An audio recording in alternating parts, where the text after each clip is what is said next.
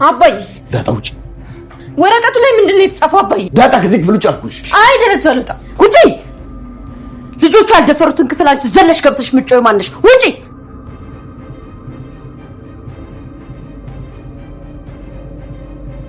አሁን እንደነገርኩሽ በጣም ቀላል። ስለዚህ ሆኖ ቦታ ወስደሽ ግዴ።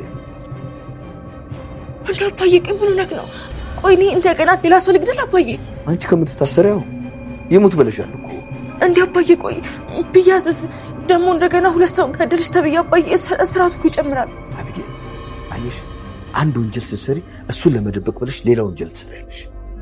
ይኸውልሽ እየፈሰሰ ያለውን ውሃ ለማስቆም አንዱን ቀዳዳ መድፈን እንጂ ሌላ ቀዳዳ ማበጀት ያንን የሚፈሰውን ውሃ ያስቆም። ያው ማይ ጎሽ ደሳ ነው የሚባለው። ወይ ደግሞ ጣቶች እንዴት ነው የሚያምሩት! እሺ አደድሰል ምን አማዬ አመመሽ? ወይ አመመሽ እንዴ? አማዬ ስቃይን ቆረጥሽ። አይዞሽ እኔ ቆንጆ። ጥፍር ከስር ነው እንጂ ማንሳት ምን ያደርጋል? እንደ ድመት ማሹ። አይዞሽ። ወይ ዳጥዬ ይቅርታ፣ ትንሽ የደማችብኝ እዛ ጋር ኮላለች። በቃ ባልኮል ትጠርቂያታለሽ። እሺ አይዞሽ። እየተወዛወሽ እኮ ነው። ይቅርታ በቃ አይዞሽ።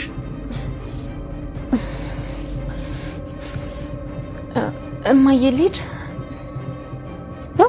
እዛ ጋር ልጅ አልኮልም ጥጥም እዛ ጋር አለ።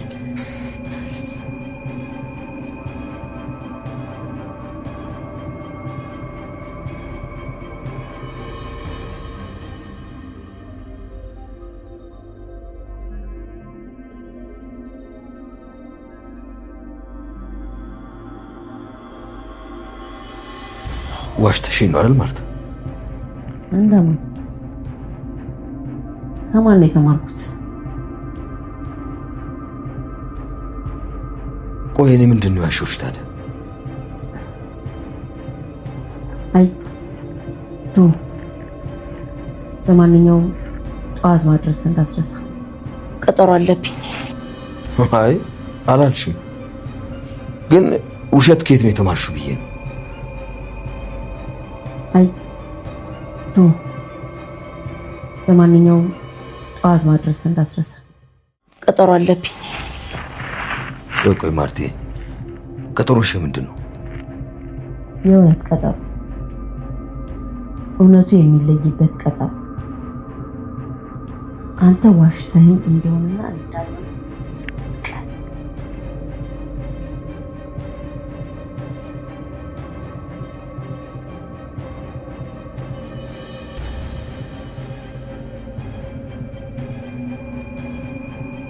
ይህንን ቪዲዮ ከፍቶ ላይክ ላደረገው ሰው እናቱ ሺህ ዓመት ትኑርለት። ዳጣ እናቷን ለማወቅ ጫፍ ላይ በደረሰችበት ሰዓት ላይ ሶስት ሰዎች የእናቷን ትክክለኛ ማን እንደሆነች እንዳወቁ ደርሳበታለች።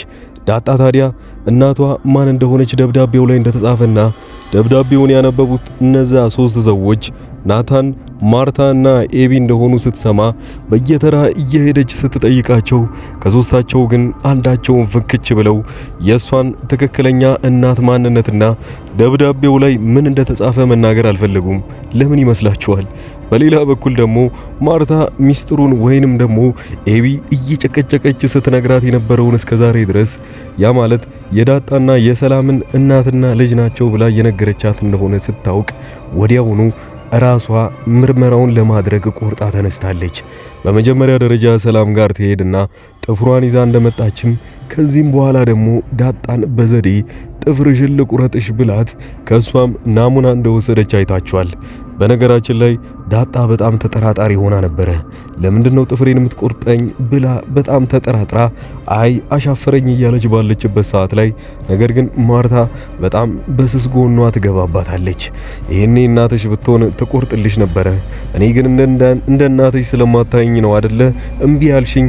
ወይንስ ያው እሷን ዊሃን መጀመሪያ ቆርጫት በሷ ተጸይፈሽ ነው ትላታለች። ያኔ ግን ዳጣ እምቢ ማለት እንኳን አልቻለችም። ወዲያውኑ እየቆረጠቻት እንደውም የምትፈልገውን ናሙና ወዲያው እንዲያገኘች ነበረ።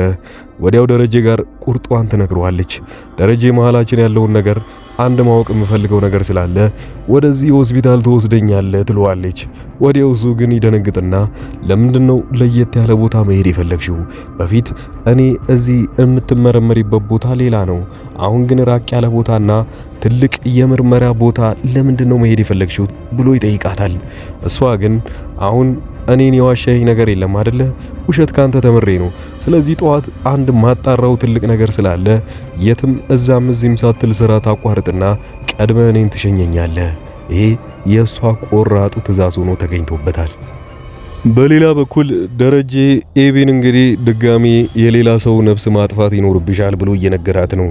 ታዲያ ኤቢ በደነገጠችበት ሰዓት ላይ እባክህን አባዬ፣ አሁን ደግሞ የሱ ጓደኛ ታውቀው የለ እኔን የሚያስጨንቀኝና አፈቅርሻለሁ እያለ በሬ ላይ አስር የሚመጣው እሱ ስለ እውነታው ሳያውቅ አይቀርም። ጓደኛዬን የሆነ ነገር አርጋችሁት ነው አግታችሁት ነው እያለ እያስፈራራኝ ነው ብላ ትነግረዋለች። አባትየው ግን እንደዚህ ብሎ ነበር የመለሰላት፣ በቃ አሁን ላይ ሁለት ቀዳዳ መሸፈን ግዴታ ይኖርብሻል። የመጀመሪያው እንዳይታወቅብሽ የምትፈልጊ ከሆነ እሱንም መግደል ይኖርብሻል። እንዴት እንደሚገደል ለአንቺ ቀላል ነው። ስለዚህ ወዲያውኑ ይሄንን ሰውዬ ማስወገድ አለብሽ ብሎ ያስደነግጣታል። ኤቢን ለምንድነው በዚህ ልክ እሷ ወንጀል እንድትሰራና እጇ እንዲቆሽሽ የሚፈልገው ለምንድነው ደረጀ?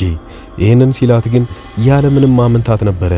ኤቢ ግን ወዲያው ትደነግጥና አፏን ትይዛለች። ድጋሚ የሰው ነፍስ አጥፋ እያልከኝ እኮ ነው። ለምንድነው ግን ይሄንን ሁሉ እኔ እንዳደርግ የምትፈልገው? በቃ ከዚህ ቦታ ላይ እንዲሄድ የሆነ ነገር አመቻችልኝና ፍቀድልኝ፣ ከዚህ ቦታ ልጥፋ እያለች ነው ያለችው። እሱ ግን በጭራሽ አይሆንም እያላት ነበረ ደረጀ። በሌላ በኩል ሚስጥራቸው ከነሱ ቤተሰብ ውስጥ አፈትልኮ የሚወጣበትና እዛው ግቢያቸው ውስጥ ሬሳ እንደተቀበረ አንድ ሰው ሰምቷል። አዲሷ ሰራተኛ እሷን በጎን ሆና ስትሰማ እንደሰማቿት ከሆነ ኤቢና ማርታ አንድ ላይ ተራ በተራ እያወሩ ነበረ። እዚህ ቤት ውስጥ ሰው ገለሽ እንደቀበርሽ አትርሺ የሚለውን ቃል በቃል ስትሰማ ሰራተኛዋ ከሩቅ ሆና እያዳመጠች ነበረ። ወዲያው አፏን ይዛ ወደ ኋላ ነበር የተመለሰችው። ያ ማለት እዚህ ቤት ውስጥ ሰው ሞቷል ማለት ነው። ማርታ ከዚህ በኋላ ደረጀን የምታይበት አንግል በጣም የተለየ ሆኖ አግኝተዋለች። የመጀመሪያው ውሸት ነው ብላ የተናገረችው ያ ማለት ዳጣ የሌላ ሰው ናት ብለ ነግረኝ ነበረ። ነገሩን ግን ይሄን ዋሽተኛል፣ ሌላ ሆኖ አግኝቼዋለሁኝ። ስለዚህ ብዙ የተደበቁ ሚስጥሮች አሉ። ከዚህም በኋላ ልትዋሽኝ የምትችላቸው ብዙ ነገሮች ሊኖሩ ስለሚችሉ በራሴ አጣርቼ ደርስበታለሁ ትለዋለች። ይሄንን ግን ከዛ በፊት ካወቀ በኋላ ደረጀ ማታ ላይ ሲያስበው እንደነበረው ናታንን አንድ ነገር ያማክረዋል። እባክህ ናታን፣ ነገ በጠዋት ሄዳ ሐኪም ቤት የምታጣራው ነገር ሊኖር ይችላል። ምናልባት የኔና ናሙና ወስዳ ከዳጣ ጋር አንድ ላይ አድርጋ እሱን ለማረጋገጥ ልትሄድ ትችላለች። ስለዚህ እኔ ቀድሜ ልነግራት ወስኛለሁ ይለዋል። ናታን ግን ኧረ በጭራሽ በፍጹም እንዳትነግራት፣ ዳጣና አንተ እናትና አባትና ልጅ መሆኗን ካወቀች ታብዳለች። ያንን በጭራሽ እንዳታረግ። ምናልባት የተሻለ መንገድ ሊሆን የሚችለው እሷ እንዳትሄድና የሆነ ምክንያት ተፈጥሮ ብቻ ከማጣራቱ እንድትቀር ማድረግ ነው። በዚህ ሁኔታ ላይ ሟቹ እዛ ቤት ውስጥ ተቀብሮ እንግዲህ ብዙ ጊዜ የሚሆነው አይሆንም። ወይ አንዳቸው ተሳስተው ያንን ቦታ በስህተት ከቆፈሩ በኋላ ሬሳውን እዛ ቦታ ላይ ማግኘታቸው አይቀርም። እንደተባለውስ አቢ በዚህ ሁኔታ ላይ ሁለተኛውን ሰው የተገለው ይሆን ወይንስ እጇን ለፖሊስ ትሰጣለች?